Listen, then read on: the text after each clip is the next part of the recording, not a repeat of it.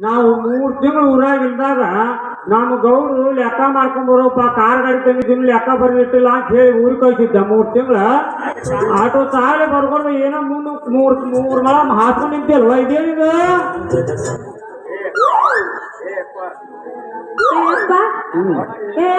ಹೇಳವ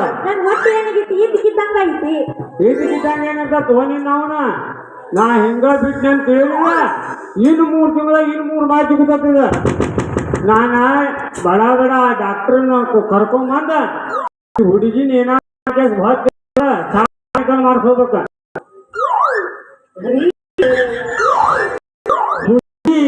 ಮ್ಯಾರೇಜ್ದಾಗ ಬಿಡ